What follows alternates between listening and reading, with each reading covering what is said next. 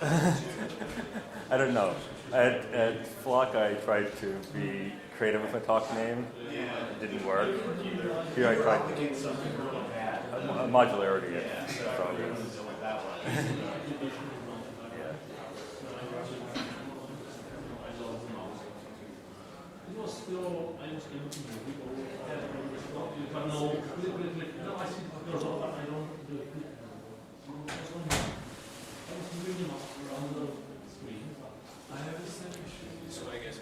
Okay.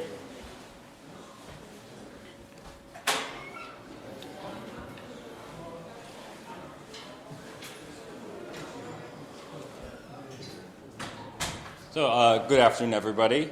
My name is Owen Taylor. I work, my role at Red Hat is as the architect for the desktop group. I've been working on Linux desktop technology for maybe 20 years now.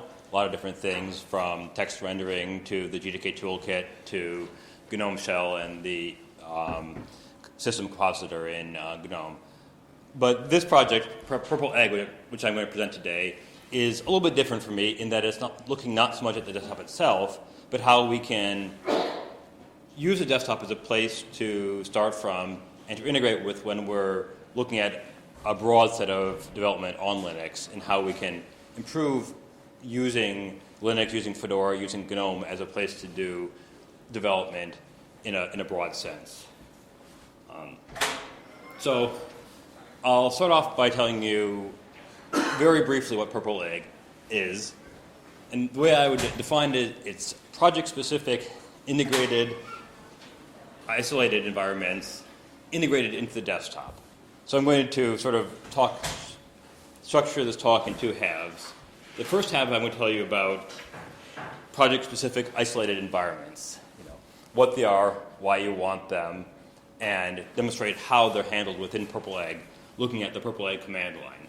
And then I'll switch over and talk about how that integrates into the desktop and the interesting things we can do given the basis of the project-specific isolated environments. But also I should tell you about Purple Egg is that it's a code name for a prototype. So you can run the code now. It may be useful for some people. I'll tell you at the end of the talk how to go and get it as a flat pack.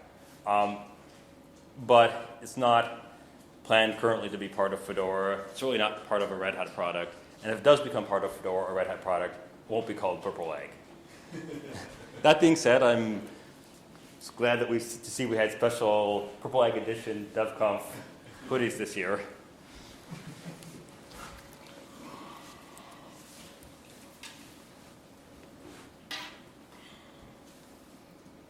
So as I've been said, I've been developing on Linux for 20 years. And for most of that, the story about developing on Linux has been pretty simple. Linux is a good development environment because it looks like your deployment environment. You can take all those server packages and install it onto your workstation. If you want to develop against Apache, if you want to use a whole bunch of Python libraries, they're packaged, you just install them on your workstation, and it looks like you have your server there. And then when you go to deploy, okay, your deployment's also going to be a Linux system. It's going to be similar to your workstation, but maybe it's a stable version of Linux. Maybe it's a little bit different version. It definitely doesn't have all your workstation packages. So that's the old model. Your workstation is your development environment, and deployment is something else. That worked for a while, but people began to realize limitations. One of the big limitations is basically that you're dealing with very specific versions for your workstation, which might be, as I said, different from your deployment versions. So say I started developing on Fedora 25, my application, and it used libfoo as a specific version that was whatever was on Fedora 25, version 1.2.3. And then, for whatever reason, I decided to upgrade my workstation to Fedora 26. I want new fancy desktop features, something like that. And I start working on Project 2, the new version of libfoo, version 2.1.3, and my new application is working against the new version here. But someday, somebody calls me up and says, hey, there's a bug in your old application. Why don't you go fix it? So I switch back to my old application. I try to run it, and I realize it doesn't even run on my workstation because I upgraded the library. So this is why you want project-specific development environments. If I'm working on a project, the only time that the library versions that I'm using for that project should change are when I say I'm ready to upgrade, I'm ready to develop the application against a new version. They shouldn't change because I wanted to run a new game on my desktop or because I just felt bored one day and decided to upgrade to Fedora 26. Another way of looking at why we want isolated environments is that what we want of a desktop operating system is not the same as what you want of an operating system that you're going to be developing against. For a desktop operating system, you want it to be stable, you want it to be easy to use, you want it to support your hardware, and among other things, you want it to be tested as a whole. You want somebody else to say, it's good, it's running, I've tested it, when I make an upgrade, I've tested those upgrades. So that's generally what you want for your desktop. You want it to be able to boot up every morning, check your mail, and then launch into your development environment. On the other hand, for the operating system that you're using as the target of your development, well, you want it to be have a ton of software available so that if I wanted to use something, some component in my software, I can have it there. You want those components to be updated frequently. You want it to be very customizable. You want to say, I'm going to pick the set of software I want in my development environment. So, of course, Fedora as a project is both things. We ship a workstation product, which we like to say has the attributes of a desktop operating system. It's well tested and stable, but we also ship a whole lot of packages that we want people to use as a development operating system, something to build their applications against. This becomes the trends of Fedora, and the trends generally in the industry are moving even more in this direction. We have a project called Fedora Atomic Workstation, where the idea is that you ship the desktop operating system as an integrated tested whole, and applications are a separate layer on top of that. It's actually, for Fedora Atomic Workstation, I can't even install a random package, and because it's actually not part of the core, applications are a separate layer on top. And then we're making Fedora even more customizable. We're saying not only can you have all these packages with recent versions, you can have multiple versions of the same package, and then we'll make that work out. So we're getting at this rare distinction there, and you really want to say that if I'm developing, I want an operating system specific for my development. So that probably sounds a lot to you like containers. That's how everybody does things nowadays. They have a workstation and they run containers on it, or they even have a VM and they run containers inside that VM. And the model generally people think about for containers is that your development environment is your deployment environment. So you can say, I have developed it, I've tested it, and I'm going to take what I developed and ship it to the server I'm going to put onto the open internet and run it there. And, that's that model, that development is exactly what you're deploying against, has some limitations or some problems with it. And I think those problems especially come when you're talking to a new developer. Somebody who says, I want to write a web app, I hear Python is cool, what do I do? Because suddenly you're saying, not only do you need to learn Python to get better at Python, not only do you need to learn about web frameworks, but you need to learn about Docker files and images and layers, and maybe somebody else is telling you that you need to learn about Kubernetes and pods or OpenShift, and you could spend a year just researching what technologies you should be using before you ever saw anything on the screen. So I don't think we can ever really say that these container technologies are what we want people to use from day one if they have no experience, because they are simply too complex. And even to start using those, we have to provide people a simple way through that complexity. It also is true that if I went to, say, after doing a little bit of research, I decided I wanted to use Django for my website in Python, and I went to the Django website. They have a nice tutorial, but the tutorial is not talking to you about how to do it in containers. It gives you some, command line commands. So here's how to set up your Django app. Here's how to run it. Here's how to run some tests with it. So we also want an environment that is going to be very friendly to people who are looking at upstream documentation and figuring out how to do things, and doesn't go off in its own direction, no matter how nice that direction is.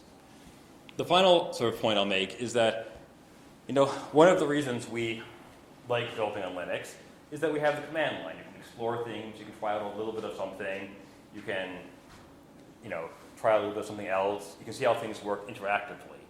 But often in containers, it's not that you can't go into a container and run a shell there, but this is something I've seen is very much secondary. It's a way to debug things. It's sort of a crutch you can use if you can't get things to work out properly. But generally, we want a way that the command line is actually very centric to your development. And this is even more the case when we're saying that we're going to make the host operating system about being a nice desktop. Because then some things you might do on the command line in the host no longer make sense. You need to do it inside your development environment. So the Purple Egg model is that the workstation is different from your development environment, but that's not the same as your deployment environment. It might look a bit like your deployment environment, but it's specialized for interactive exploration and for being simple. So let me demo it.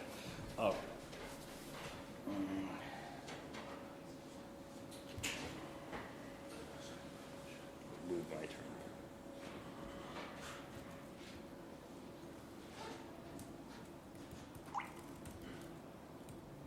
So that make it even a bit bigger.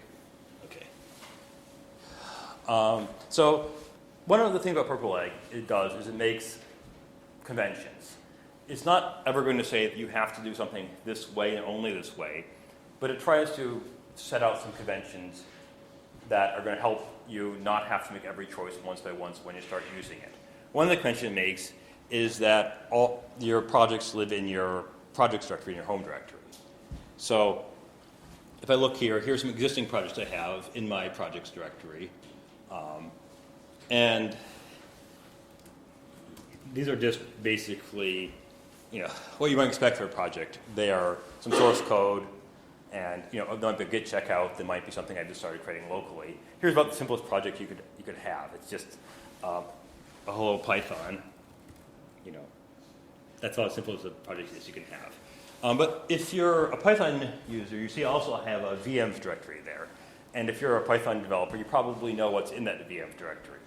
It's not the only way you can set up virtual environments, but some people, when they set up a virtual environment, create a VM subdirectory and put it there. So the thing is, Purple Egg also understands that VMs directory and says, okay, you have a VMs directory here.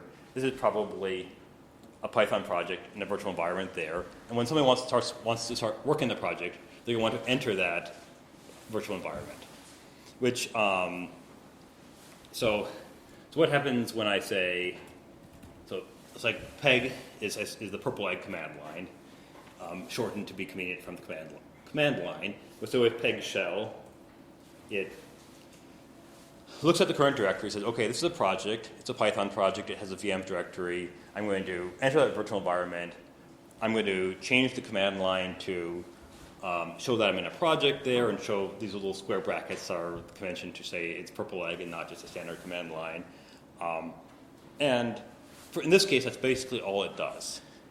You might just say it's a little shortcut to know how to enter Python environment, but it also knows that if this was a Node.js environment, it would know the right things to do to start working locally in a Node.js project. And it could be extended to all the other different ways that people work on projects. But let's look at a slightly more complex example. As I said, I said Node.js. This is Angular PhoneCat, which is the tutorial from AngularJS, which is where the website is based upon Node.js. And there, again, if you're a Node.js developer, you see a Node modules directory, and again, know that's where local stuff is stored, and you know that you might have to put the .bin under that directory into your path to run things that have been installed locally. But there's also a file in here called peg.yaml, and let's look at the peg.yaml. It's a very simple file, and peg.yaml is where you store stuff for Purple Egg, where it can't get from the environment. So it says that I want a local environment which is based upon Fedora 24, in addition to the standard packages from the Fedora 24 base image, I want to add Node.js. When I run peg shell here, I see a bunch of output from Docker, and then I get back and get a similar double angle bracketed prompt. So what went on here? In this case, Purple Egg looked the peg part of it, looked at that peg.yaml, said, I need to create a Docker file. I need to have a file that's going to define how my local environment is defined. I'm going to create the Docker file. I'm going to build a Docker image out of it. It was cached here, so that was why it was very fast.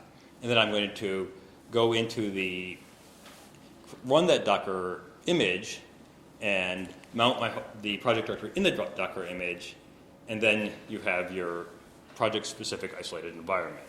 So if I list all the packages and count how many lines there, I see that there are 220 packages installed.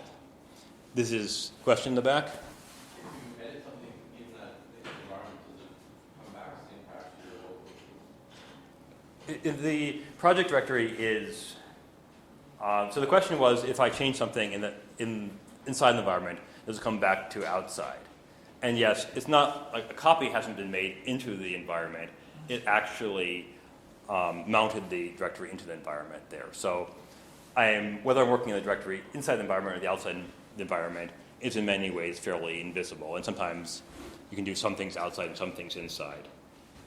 So the environment has, as I said, has 200 packages here, which is a lot less than I have installed on my workstation. And if I look at it, I see that I'm actually in slash projects, so that's where Purple Egg mounts things inside the isolated environment. But I could, but if I ran npm start,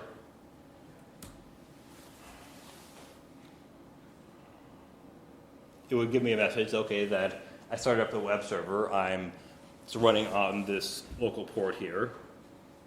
And I could open that. And then I'd see my AngularJS example application running on my browser there.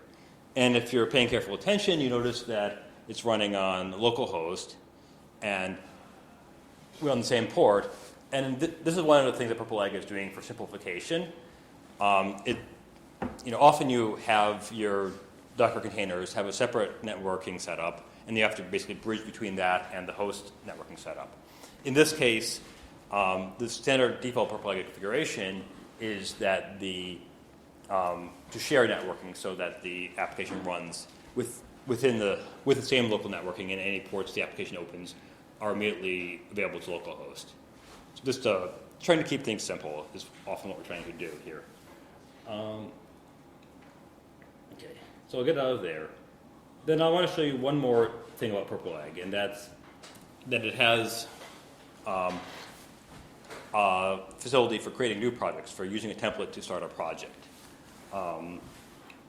Do peg create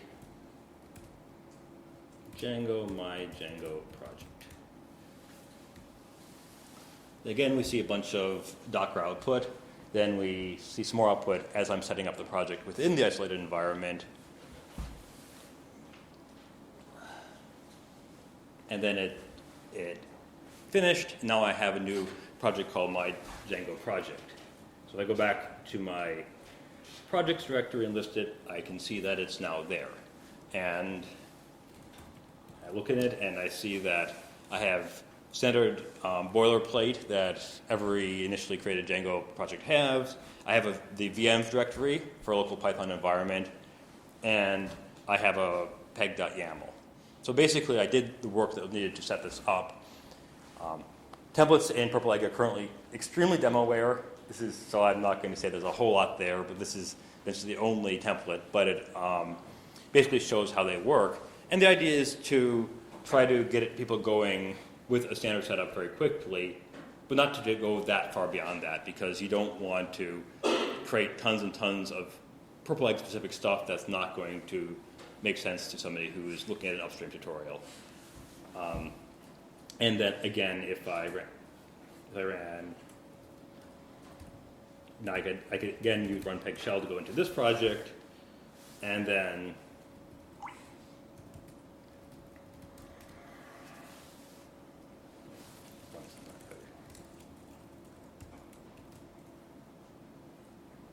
I could run the server, and then I would see the Django hello message. That's very similar to what I showed you with Node.js.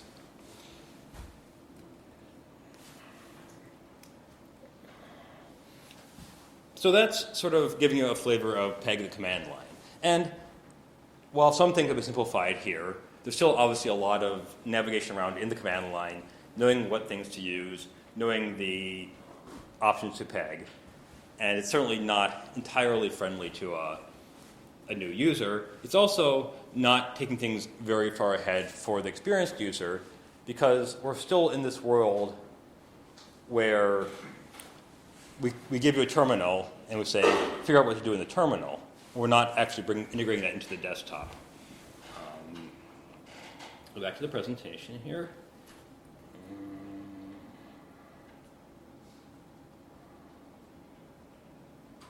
So the typical worldview of development is that either you have an integrated development environment, an IDE, or you have a terminal. IDEs have a whole lot of user interface. They have all these dialogues to configure your project. They have views, and they're definitely GUIs. Terminals we usually think are not GUIs. They're the opposite of GUIs. They're terminals. And maybe you run your terminal within a desktop, but it doesn't really integrate with the desktop in any meaningful way. You can cut and paste from it to somewhere else. That's about it. So Purple Egg, in some sense, is meant to sit in between. It's definitely a terminal. It very much emphasizes a terminal-based workflow, but it also embraces being a user interface and being integrated with the desktop. And the kind of things I've shown you with Purple Egg are actually how we do that.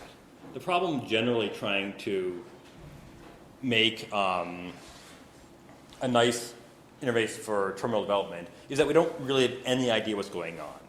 We say the user is using a terminal, but they can do one of a million things. But with Purple Egg, we've established some conventions. We've said that your projects are stored in the project subject of your home directory. We've said that you enter your project start working on it by doing peg shell, and we've just add that little bit of glue there that allows us to make some sense of it. So let's look at Purple Egg.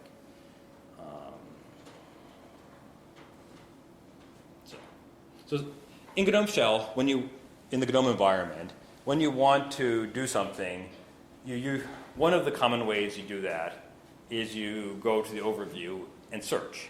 So I want to go back to working on the Django project I created. And I remembered I called it my Django project. So I start typing my Django, and I see a search result from the desktop saying, oh, you have a project there called my Django project. And then I can click on that, and then immediately I get a terminal opened up, which is all set up to work on that project that I was already working on. I didn't have to remember, where was it? How do I start working on it? It all was taken care of for you. We've also use that opportunity to strip down the user interface a little bit. We have this thing in Linux where we often try to pack stuff into the prompt. You put your working directory, your git status, and all that. And if you set up enough stuff, you can have very little space to actually type anything on the command line. So the idea here is that we're going to take some of that stuff and put it up into the title bar and out of your working area. This thing that says 1 here is just saying that there's one tab open. I can create more tabs there, and that's just giving me, I can do Alt-1 or Alt-2 to switch between them. I could do the same things that I was doing elsewhere. Here I could do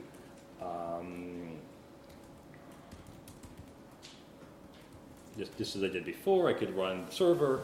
It would be available. So that's the very basics of Purple Egg. It's a terminal that gives you all your project, gives you a place to go to your project and it knowledge how to set it up. But there's also some other nice things we can do. So say, let me make the fonts here bigger so I can see what I'm doing. Okay, so say I wanted to initialize Git for my project. I wanted to put it into version control. Git init would be how you start, then let's add some of the files here.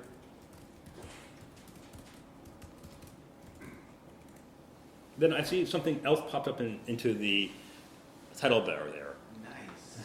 So Purple Egg was watching the directory there and said, oh, this is a Git project. Let me show you your active branch there.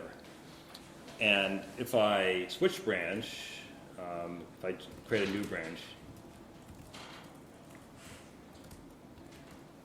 it will follow that, and I can use this control to switch between my branches. You can imagine extending this to show other information there that's contextually relevant. Like, do you have any files that you haven't committed, or that could be extended there. You could also go in directions that are not involving Git necessarily. You could have controls there to launch the web server, or if you have other containers, to launch a container. So that's an ability, because we understand what the project is and we know some of the conventions there, and we have this peg.yaml where we can add a little bit more information as we need it.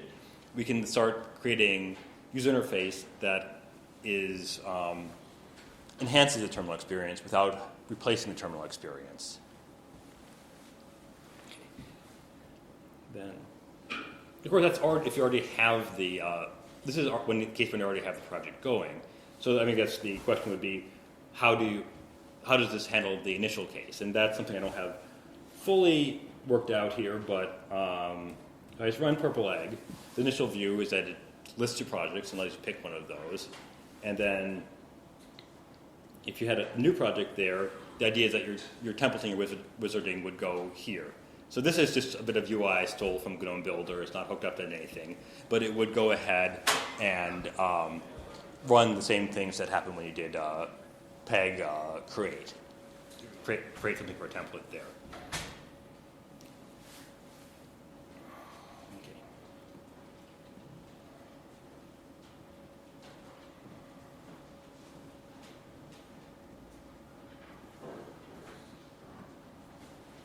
So that's the basic overview of Purple Egg. The goal here is that it has a dual nature. One thing is it's going to be useful for beginners, both because it provides a simplified view of containers, a simplified view of how I can start going with things. But it's also meant, if you're only useful for beginners, then it's not that useful because it doesn't keep in people's workflow. They say, well, I can start with it, but then what do I do afterwards? To make something truly successful, to make it part of the ecosystem, you actually have to make it useful for advanced users. And the way that Purple Egg does that is it gives you some organization to how you're working with things on your desktop. You no longer have a gigantic pile of tabs. You have windows for specific projects. It gives you integration to the desktop, things like search, and allows you to quickly navigate between different projects. And then also, it has these user interface features like showing you your Git branch or your Git status. So that's the case where we're trying to make things better for somebody who's actually working on a project and using it day to day. If you are a developer, as you've been following along here, you probably have one of possibly three reactions. One is that this looks really useful to me. When can I have it? Or more likely, it's like, well, that looks useful, but I've already solved a lot of these problems already in some other different way. Because of course, we haven't had this. People have had to come up with their own ways of doing these things. And sometimes they're painful, but you have them working. But the third reaction you can definitely have is, this doesn't look at all relevant to what I'm doing.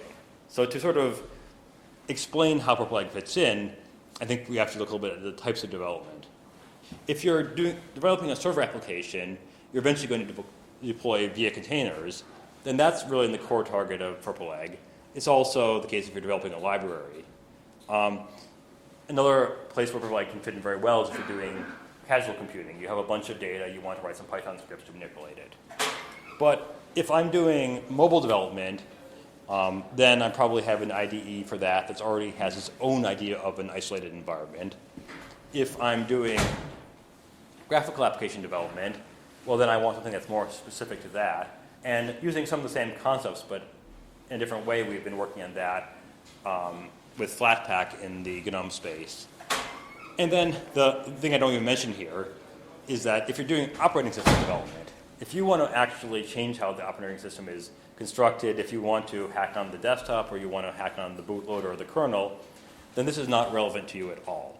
In that case, you probably want to be developing in a virtual machine for your development environment because you need to be able to change everything. And this is just a container running within your workstation. So where can you go from here? Well, one direction is simply that expand what there is there now. Finish the templating, add more tweaks to the terminal, add new types of integration there. Possibly it should have some features that advanced terminals have, like split screen. That's one place that it could go. But and there's also the idea that the templating does need to become more extended as well. Shouldn't have a million templates, but it should have templates for all the common languages and development environments. A different way is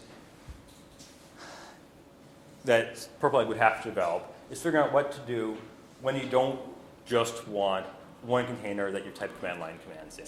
When you're starting to do more sophisticated applications, then, well, maybe you need a MariaDB instance, maybe you need a Redis instance to do caching, maybe you need something else like that with a service running there. So how do you make a service available then? And that's, currently a lot of people use Docker Compose for that. Docker Compose is saying, well, here's the 3 containers I need running for application. Start them for me. Here's how they link together. And definitely peg.yaml could be extended to do some of the same things, but probably the way that's more consistent with the ideas of Purple Egg is it actually should just understand a Docker Compose YAML file and say, well, if I have a Docker Compose file here, then I can use this to launch the components that are needed for this person's application environment there. I can maybe have the controls to start and stop those containers. I can show their status. So that's sort of the Purple Eggy way to do it, to say let's embrace that rather than let's create a new different way. But there are advantages and disadvantages either way, so maybe it could be more targeted toward Purple Egg. And then sort of a final important thing that you have to address to make Purple Egg more useful is how do you get the user from deployment? So I said that in day one, you don't want to be throw somebody into the full world of OpenShift or Kubernetes or anything like that because there's just too much complexity there. But on the other hand, when somebody has fired up to the editor and written a cool Python website, until they get it deployed somewhere, they haven't actually achieved anything. They've had a cool website on their computer that they can show the laptop to their friends with. So one of the things that Purple Egg probably needs is a way to say, okay, we have a local application going. Here's how to throw it into source to image and bring it to OpenShift, or here's how to take it to a different deployment environment. So that should be part of Purple Egg as well. So that's basically what I want to present here. If you go to the GitHub page for Purple Egg, there's instructions how to install it. It's a one-line command on Fedora 25. And then there's, you can contact me. Probably the best place you can find me on IRC, on Freenode, and Fedora Workstation, and if you have ideas for how this should be going. So I guess I'll take questions now. So Matt? Yeah, so maybe I missed this. How do I get utility software into, or compilers that matter into the container when I do peg shell? Yeah. Okay, so so compiler might be one thing, but another example is, I love the text editor Joe. I do not expect Joe to be installed on Fedora Atomic Workstation. How do I make sure that it's available in my projects? So if I said this file peg.yaml, the question was, how do I get more software into my containers there? And the simplest answer to this is that this file peg.yaml says, here are the software I need for my project, so you can just add more things in there. This is where a compiler would go. I think if you start saying that I have some personal things I want to be installed in every environment, then that would probably belong in some sort of configuration file for Purple Egg. Because, RFE. yeah, it's definitely an RFE. You know, right now there's some standard things that Purple Egg puts into every environment. It's, for instance, it puts less in, because less is not part of a Fedora-based image. But, you know, I mean, because it's not needed if you're running a server software, but if you're actually inside, working interactively inside, you want less. So, you know, that's probably a set of software that should be configurable for the user. Okay. Other questions? I have suggestions. Okay, go ahead. Another feature that, so I was talking to some of the Reddit developer experience team of people about what they would like from an operating system made for developers. Yeah. And the thing they were super excited about was snapshotting. So a feature to snapshot your container, like outside of the Git, where they're like basically like, I would like the ability to accidentally screw up my entire environment and say, oops, put it back. With containers, possibly there's some way to do that. I don't know how you do it, but it would be a very valuable feature. So the suggestion was that what developers want is that if they screw up their entire environment, they have some way to roll back and fix it. In some ways, I think Purple Egg is actually an alternative solution to that, because we're saying, don't muss with my operating system, do it inside a container, and make that nice. So hopefully we're creating less problems where you say, I need to install this new version of a Python project package, and then suddenly your Yum doesn't work anymore, something like that. But, I mean, second thing is that hopefully eventually you take your peg.yaml and you start putting it into version control.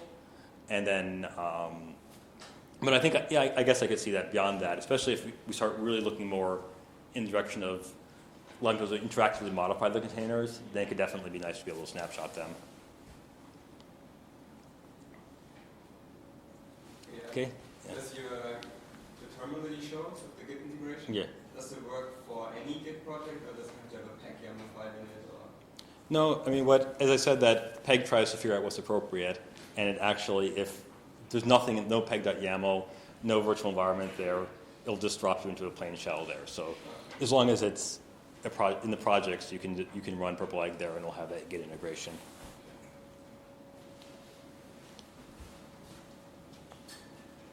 Okay, well, thanks everybody.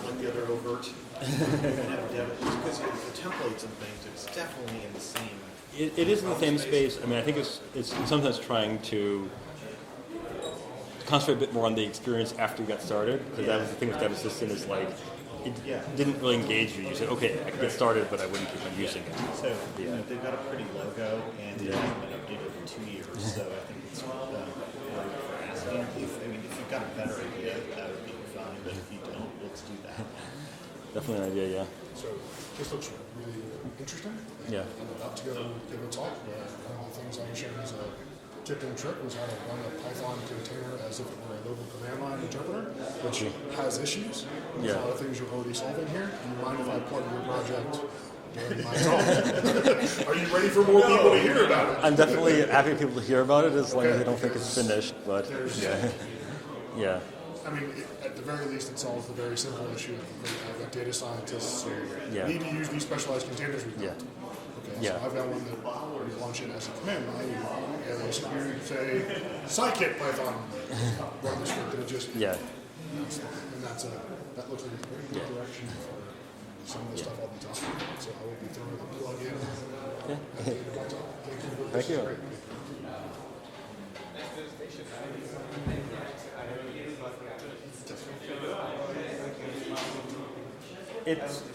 It's not at all Fedora specific.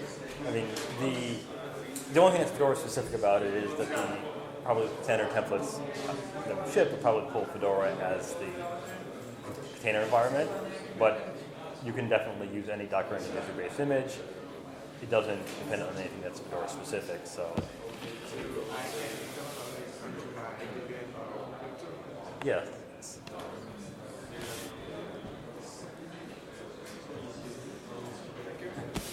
Well.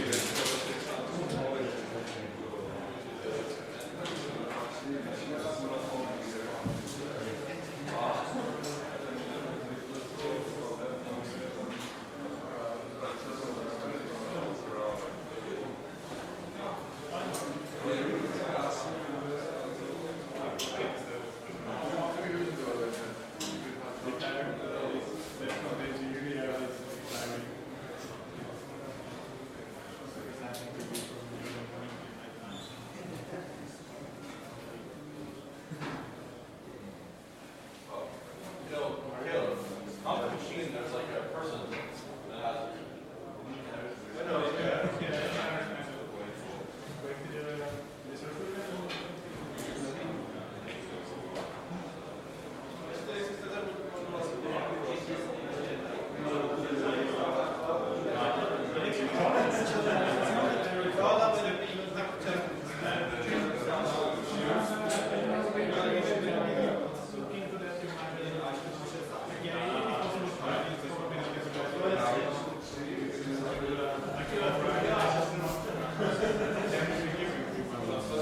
So I guess VGA it is? No, HDMI. HDMI! Oh, perfect.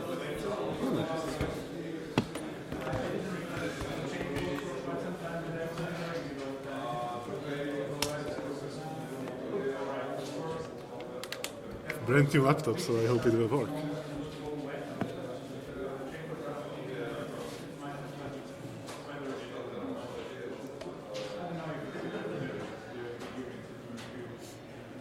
The resolution of the external screen doesn't really matter as long as it is as a 4x3. Yeah, great.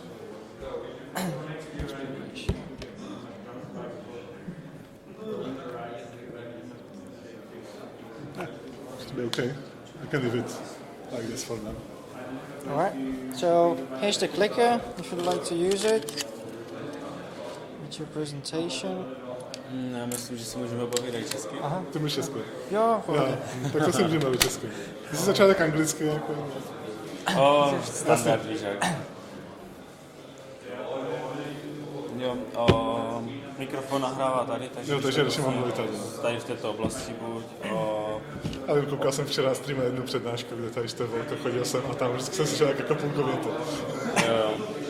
Když tak opakovat otázky, kdyby se někdo ptal, co se týká času, tak vlastně půl hodiny ten slot, 25 minut je na všecko, i včetně otázek a 5 minut většinou zůstává na konci otázek, takže my ti ukážeme 10 minut před tím koncem a ještě necháme ten prostor na, takže vlastně po 10 minutách ti ukážeme, že 10 minut zůstává, aby to vyšlo 20 minut na to samotné povídání a pak 5 minut na otázky. Tak tam jsou lidi, tak prostě vím, že je do 55 mám mluvit. Jo, nebo do 50 plus 5 minut otázky. Lidi to samozřejmě hlídají, ale víš, jak si v průběhu povídání může zapomenout, takže to. to je tak asi všetko. Jo.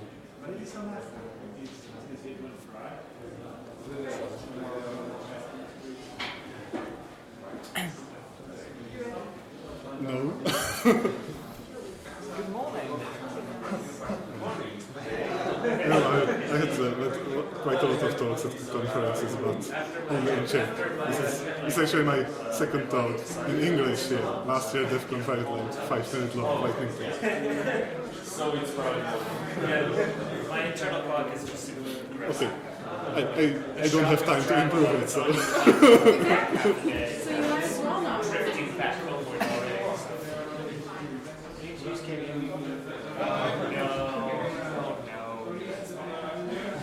Yes, I think I woke up at 7 and I actually felt well rested and fine, but I was thinking I don't need to be anywhere yet. If I sleep for another hour, just so I do that, and then I woke up miserable and tired. It was like a very bad mistake that I made. I should have just said, like, I guess I do it every time. Every single time. I don't have to be anywhere yet.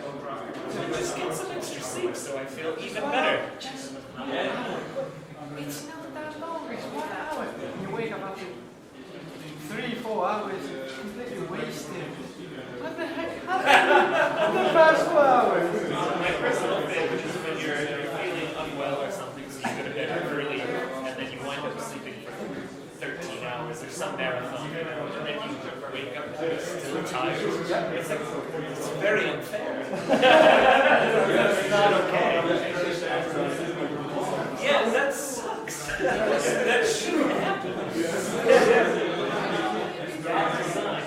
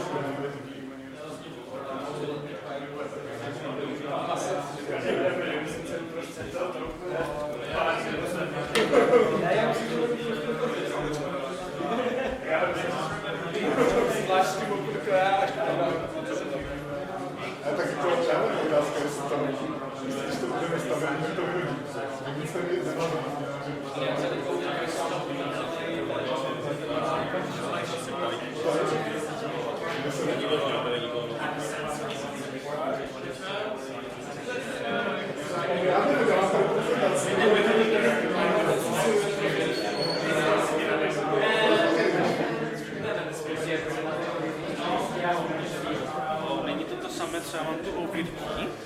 Také podobné voláky. Jo, já mám prostě takovou to ověrtí, jakože není úplně špatná. No my jsme dostávali jen také DevConf minulý rok na workshope. Ty vole, to bylo tak pomalé. Ja neviem, z čoho to vyrobili, ale ako keby tie data posielali holovom, tak to dojde rýchlejšie. Morzovkou zapíkali, že vznikali na to místo stírat, ty by si dal přímo na morzovku.